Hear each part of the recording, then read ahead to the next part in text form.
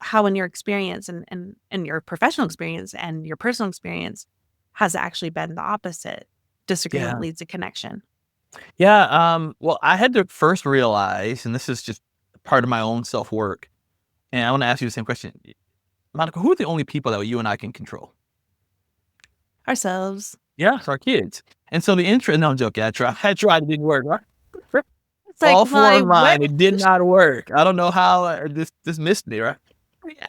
But ourselves, right? And I had to realize that I had to show up for Justin in mm, healthy ways without overthinking how the person would respond.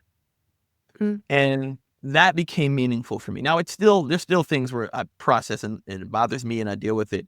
Um, but and sometimes it's very scary, right? So I recently actually had about 3 weeks ago had to have a tough conversation with someone, and I didn't want to have it.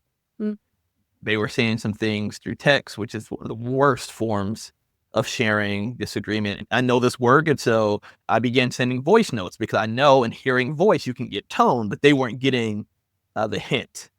And so I had to shut down the conversation and say, mm, "Hey, it's healthy." I was at the point where I was either going to remove myself from this relationship, or we were going to have this tough conversation. And I was like, you know what? The brave thing is to have this tough conversation. mm, And as we, had the conversation and we set, did all the stuff that I've researched in terms of setting guidelines, having a neutral place for conversation, listening deeply. But we actually are more connected now mm, than I would have ever thought. Because as we dug into it, we came to the table of like, hey, we're here because we both love each other. Right. And even though we might see this thing very differently, which we actually did see very differently, but it we made it a bigger deal because of through text and all these things. And because we went through that tough moment, we're actually more deeply connected. And this is one of the things I often say.